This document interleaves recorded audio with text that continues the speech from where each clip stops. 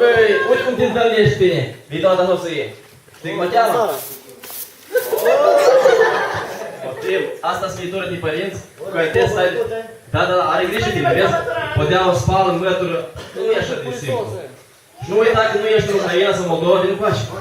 Cu partea asta să stă lângă viitoarea soție, nu? Ăștia sunt părinții tăi, care trebuie să ai de vorbă să le spui ce ai în gură. Ascultă atent de ei. E frate.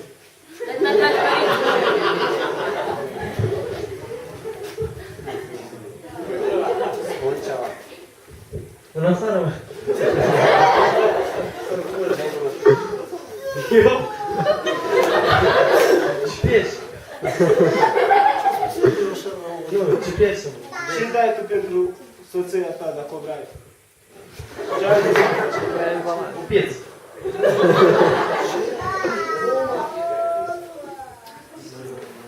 Un găien. Ce s-a fac? Nu, nu să ia. Dar ce vreau să? Tu ce dai? Stai bine, Vă dau mătura asta. Mătoia mea. Dacă, microfonul. Tu de acasă de la tine aduce asta. Doamnă, vă dau pantalon de așa. mai trebuie din poastă, că nu tare, nu ți-a bine.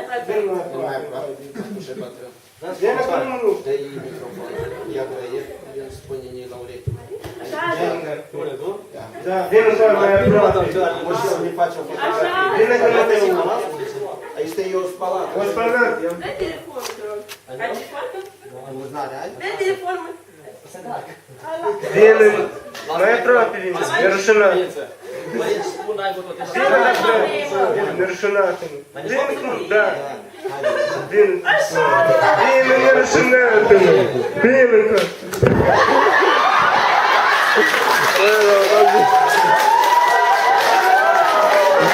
Încă o dată, încă o dată.